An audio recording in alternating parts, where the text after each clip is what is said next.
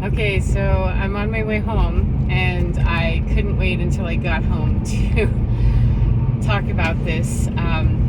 A very profound experience in the mountains. Probably the most profound so far. It's still just kind of blowing my mind, and it's fresh. So I want to make sure that I talk about it while it's still fresh. And I've maybe an hour since the incident.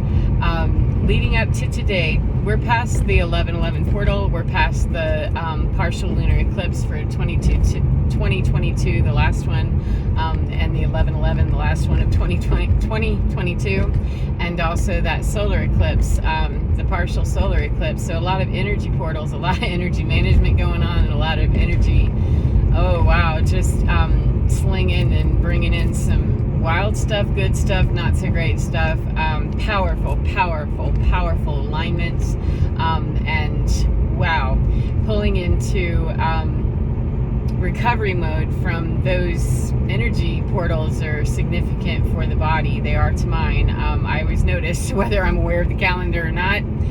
When I check the calendar, I figured out that, yep, that's what that is. However, I was aware of these. I try to stay ahead of it so that I don't get sideswiped with it.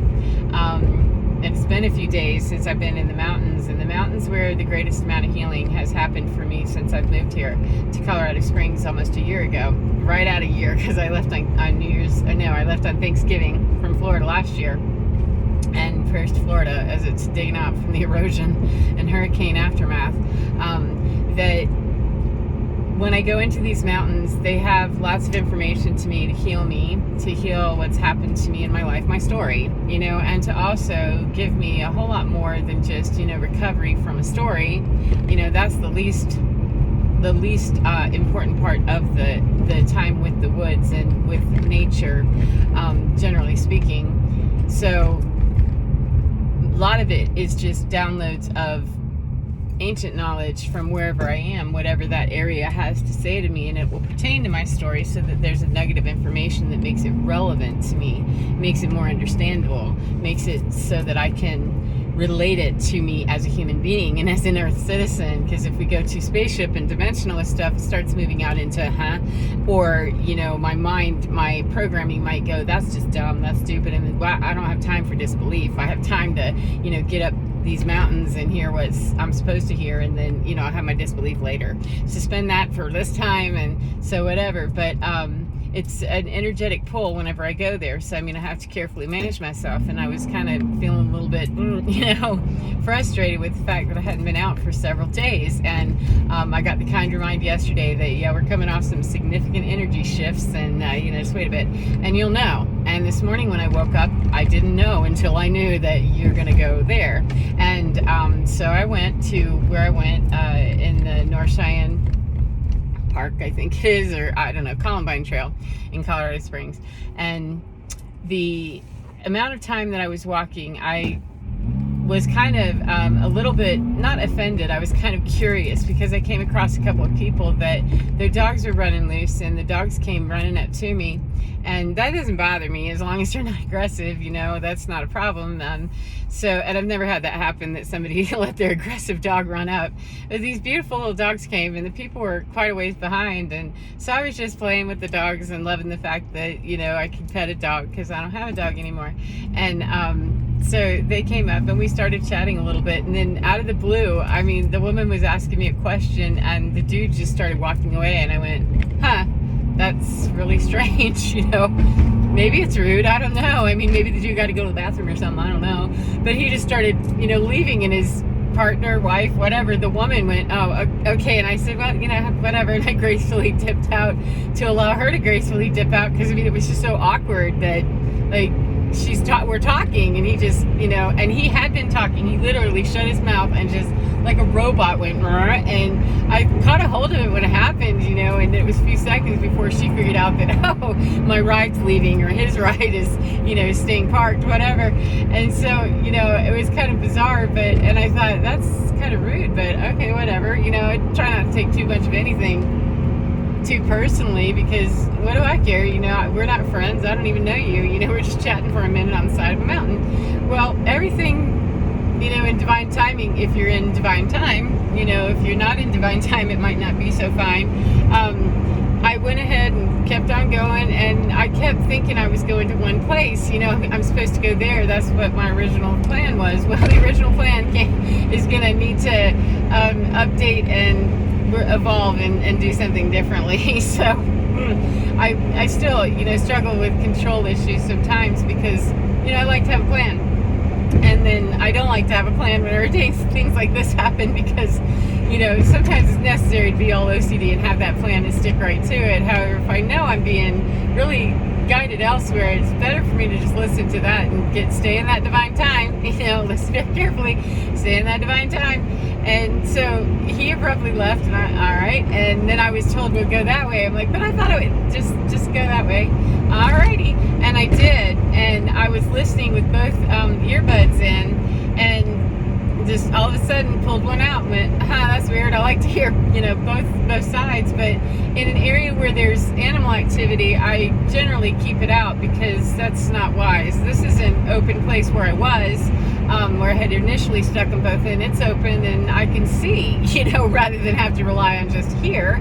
And the bikers and stuff, I can see them. They would have to be coming, some way in an open field where I would see them. So logically, I could deduce that, yeah, I'm okay to listen with both earbuds in. And I suddenly just reached up, pulled it out, and went, okay, all right. And maybe another half mile, I don't know, I have no idea, but I kept going. I'm like, I'm going to go that way. Nope, you're going to go that way. Okay, went that way instead, and it went up to a place that was going up to a road. And I went, why did I come up here? I don't know, just now you can go that way. Okay, and exercise and discipline always, no matter what it is.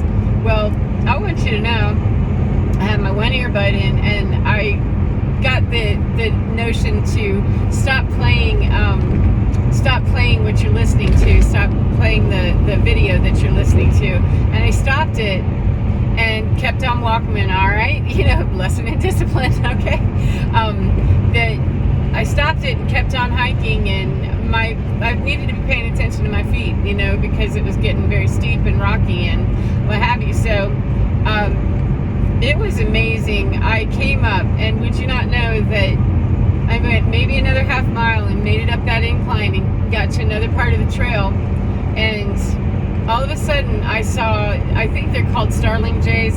They're blue, indigo blue, and I just had a conversation with someone yesterday about indigo children. Ironic, huh? Yeah, synchronistic. That indigo, and like I said, I think they're called starling jays, but a bunch of them flew around. And then magpies, I hadn't seen any magpies for a minute, it's been a while, and I hadn't seen any crows yet today at all. I'd seen a magpie, one or two, and then I didn't see anything. And all of a sudden these crows, like it was the birds, Alfred Hitchcock kind of thing, that, oh my goodness, there were a ton of these black birds, ravens, crows. They're crows, I think, out here. But anyway, they're huge. They are very big birds, and they are just like, in their sound, in their presence, flying over with a wingspan that's noticeable. When there's a bunch of them and they're making this noise, it reminded me of that movie, which I was terrified of as a child. Terrified of as a child. And I wasn't terrified of it. I thought, oh my goodness, I'm going to stop, because it was just the one to begin with. And then there were like 2, 3, 4, a whole bunch of them, like a whole gaggle of them. At one point, a bunch of them, and they were just making all kinds of noise and going to town. And I was watching the one, he landed, and I parked where I was, just stood there and looked at these birds. And then magpies started coming in, and there was a lot of activity, and I was like, wow, what are you saying to me? What is it that I need to get from this? And they settled down, and bunches of them went away, and that one just stood there. And I've always had, a very close connection with birds, and I never knew, just how much of a close connection with birds until I met a hawk in my neighborhood that, okay, thank you very much, that this one, I swear, people think I'm nuts. That's all right, it's okay. You be in a big bunch, and I'm gonna do it anyway. My life, the way that I do. This bird was talking to me. I couldn't really understand. I don't talk like that. It's just I knew that there was information being given to me. and, you know, go home and unpack that later. Kate, you know, don't wait. And just commune with this bird for a minute, this raven, this crow. And I did. And then I realized, I looked around, I started to look around because I started getting that feeling of, I feel like I should probably assess what's going on here. There's something I'm missing. And I locked on almost immediately, about wet myself with a bobcat. That was when I looked at her and went, oh, okay. And then I looked down a little bit. There was a fresh kill. There was a deer that apparently she had been working on, and maybe the crows and stuff too. I'm not sure if they do that scavenger work, but they weren't vultures. That's not what was there.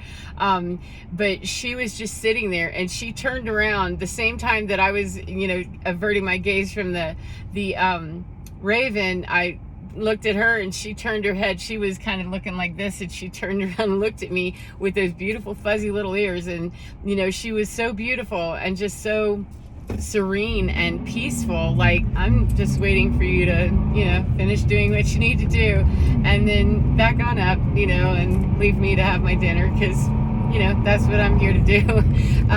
But she was so calm. I mean, so calm. And I didn't feel a fear. That's not what I felt, because I'd had the download already a couple of days ago that someone asked me, do you walk in those woods alone? Aren't you afraid of the animals and stuff? And I said, no, I have a bear bell and, you know, some other stuff, and I'm good. You know, it's basically, I trust that if there's something in the area that I'm encroaching on, that its fear is going to let my fear know, and we're going to communicate, because that's what I've asked for, is please let me know, you know, if I'm doing something that's stepping on the line of nature and that I'm, you know, out of line, because I don't want to do that. So I didn't feel fear. I just knew that, oh, you got to listen very closely what's in your ear about how you're going to navigate this. And I looked at her and kind of kept, you know, not eye contact as in, you know, mean mugging or anything, absolutely not, but her eyes were so gentle and just so, you know, serene. Like, I'm on a full belly, you know, and you've got work you're doing here with me, with the birds, and, you know, you're not going to linger here. We're not, you know, you're not taking me home as your pet, and you're not going to, you know, get a bunch of pictures and stuff. We're not doing that. We're not doing paparazzi hour in the middle of the woods here. But you're going to get what you need, and I'm not going to maul you, you know, or eat you, because the balance of nature, as it was explained to me when I, you know, backed out very respectfully and kept it moving, was that the balance of nature is that the birds were there to say, hey, stop, and I did, and also observe. Come and see after you've gotten information from me, that raven said, then you can understand, see what your situation is, and make the contact with that cat the way that you need to, and see the grisly scene and understand, because there's blood and there's, you know, wide open, you know, munch hole of where this animal had been, or at least her, if not, you know, her and her friends. Excuse me. That the balance is that this bobcat has eaten already. She has no interest in you unless you threaten her dinner in some way, or threaten her, and yield the proper respect to her, and you have no issues whatsoever. That doesn't mean I'm going to mess around with Mother Nature. It does not. I just understood in that moment that this is what you're being gifted, is the understanding that there's balance here, that she isn't eating the birds because there's a giant deer. You know, I suspect that they were there to eat. I don't know if ravens do that or not. I don't know why they would be there. If it would be even more curious to me if they were there and they don't do any of that scavenging stuff. That would mean they were there to just warn me. I mean, that's pretty intense and quite deep, and I'm digging it either way, because it doesn't matter to me. I respect, you know, the fact that they were there and they were letting me know for whatever reason. But the balance of nature is such that I'm not going to have any reason to eat you. And, you know, for the 30 seconds that we're assessing this with one another on many dimensions, I'm not a threat to you, and you're not a threat to me, and so get what you need, and then very respectfully go on ahead and please, you know, get out of my house now. I mean, not as if I had invaded it exactly, however, kind of sort of, that if a friend invited you over to their house, they would say, yeah, you're going to not be able to go into my bedroom, kind of thing. So please respect that that's my space. And, you know, had I not honored that, I'm sure that she would have been happy to let me know where the boundary really was, and where I missed it. And I don't know what the activity of a bobcat is.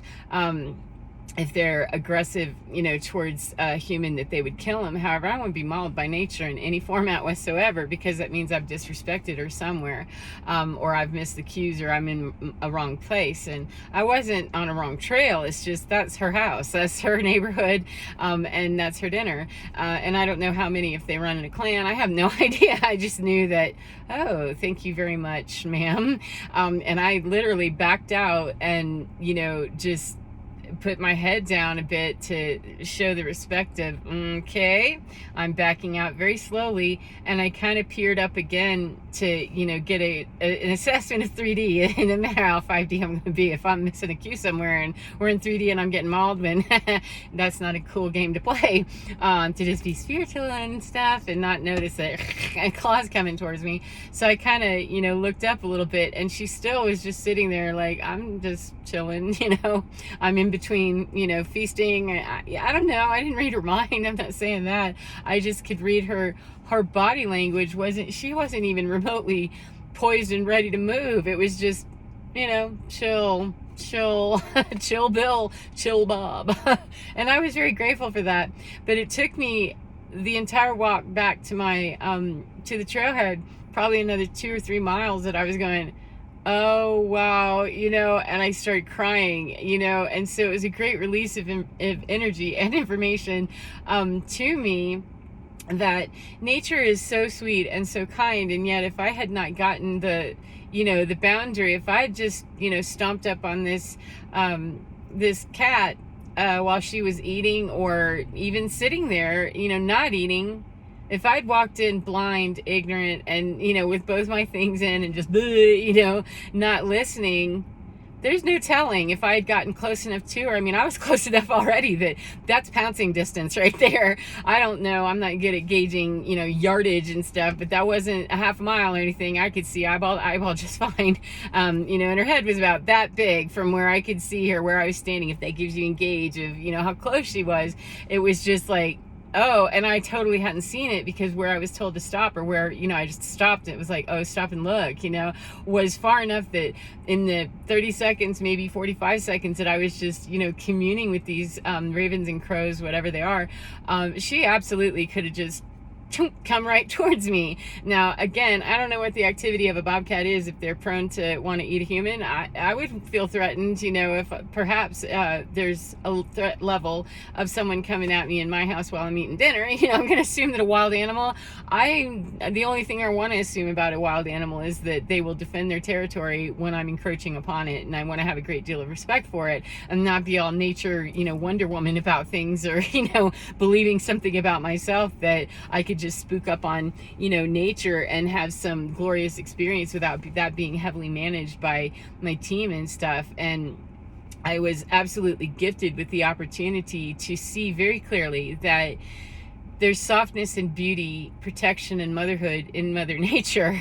And that bobcat showed me that without any difficulty. I got it. And all those birds, you know, the ravens, it wasn't scary. That was the best part, is it wasn't scary, because I had the download for a couple of days. You know, it's been on my mind of, you know, I hadn't really ever thought about what would I do if, you know, mostly I think about bear. I didn't think about, you know, a bobcat. I really didn't. And I wasn't walking in an area where bear are prevalent, and there aren't any signs for the cats, you know, in that area. But that doesn't mean they don't travel or that they aren't there. It's just they post that, you know, to be aware. And so when I started getting the cues of, yeah, just stop, and it just was like, oh, this is how I deal with it, is get that you're gonna have a lesson soon. You know, I didn't know it was a lesson. I thought I was just chewing up some airtime in my mind with, I wonder what I do if. And, you know, I had actually futzed with my bear bell because it was bothering me, and I actually bagged it up and tightened it up further, put it on its magnet so it wouldn't make the noise. You know, and I couldn't tell you why, other than maybe that would have spooked her unnecessarily. I don't know. She's not deaf. She could hear me walking. I mean, struggling up that little incline. So, I mean, and she wasn't that far away from it. The bear bell maybe would have been too much. It would not have been as natural a sound as something coming up an incline. It could have been anything, a deer or a person or whatever, whereas a bell, ding, ding, ding, ding, that would be a person. And it might have, I don't know, angered her, provoked her, triggered her. I don't know. I just know that I was kind of given that guidance a couple of days, you know, that, yeah, okay, and you'll know what to do. You always do. I'm like, okay. And the confirmation was, there it is. You knew what to do. And the risk that I take, because it could be said that, well, you're lucky. Yeah, okay, I was whatever I was. And if I had been mauled, then that's the risk that I take when I go out into nature to experience nature in the way that I do. And if I'm, you know, attacked by something, I'm attacked by something, and I'll have to deal with my life at that point then too. Whether I, you know, walk in the woods and have an encounter with an animal that turns out bad or good, you know, I'm gonna have to do whatever I have to do to keep trucking with my life regardless, and not, you know, pick up any baggage, shame, or, you know, bullshit about, well, what you did on that? Well, what about that? You know, whatever. You know, that encounter, my human mind almost immediately went, I'm not going to hike anymore, I'm done. And then, you know, within seconds, like, yeah, okay, that programming just cleared, thanks. Because what, are you going to stop bonding with Mother Nature because you had this beautiful experience that, you know, was completely okay, and back out and never come back and go away? You know what? And no, that's the programming. If the reaction was that it had startled me and I just knew, oh, I need to not do that, then I wouldn't do it anymore. I think I spit. I wouldn't do it anymore. But I didn't get that. What I got was, thank you very much for allowing me to commune with you and respectfully and kindly say, okay, it's time for you to go now and do that. So it was a really beautiful experience. And, you know, I'm just glad that Mother Nature speaks to me the way that she does, and I do know that that information is available for other people too. It's not that I have something other people can't have, it's just that I wouldn't have had it either if I'd had my earphones on or in and turned all the way up and not paying attention with my bell going. And, you know, it could have been very different. It could have been, and would have been, because I would have missed the experience at a minimum. Even if I hadn't, you know, seen her, I don't know how I would have gone through that pass without seeing her and seeing this, you know, full grown deer with, you know, blood and other things, you know, there, obviously a kill. I don't know how I would have, unless she'd cleared the area already and she didn't feel threatened enough to leave the area. Then, you know, I'm going to consider that a godly experience. And it was just magical. So 2233, I take everything as a sign that I want to take it as a sign of something great or something not so great. It depends, you know, what am I getting and what am I getting out of it, and how am I experiencing it. And if I just experience that as a lucky, you know, that I got lucky, then I'd miss all the depth and the wonder and the beauty of what spiritual communion with Mother Nature is all about. And I choose to go with that, you know, even if it sounds kooky and crazy and people just think, okay, you know, people that resonate with that idea, they resonate with it and they understand it because they have their own experiences there too. So I'm done blabbing, spitting, and doing whatever I'm doing. So take care of yourselves. Yeah, take care and be well, and take care of everything that's in your world, including your kill. And set your boundary of, you can leave now at whatever level it takes. You know, the least offensive interaction on both sides of that. It keeps it balanced, that she didn't have any need to come after me, and I certainly didn't have any need to run away and in fear. You know, I didn't. I could have been triggered and tapped that way. However, I was gifted with, you don't need to, we've already told you. We've given you a pre-brief of what would happen if, you know. Well, when you feel the fear and the acknowledge that and respect it, and then move out accordingly, and don't get too involved in the scene before you evacuate the building. The building's on fire, then don't get involved with the fire, how it started, who started it, why, blah, blah, blah. Oh no, it's not. Evacuate the building and we'll assess the damage later. We'll finger the perp after we get out of the building, and don't lose our minds first. So there we go. Thank you very much. Have a beautiful day, whatever part of the day you're in, and remember, give it in your skin, because your divine baby is absolutely fine. Take care. I'll see you again next time. Bye, friends.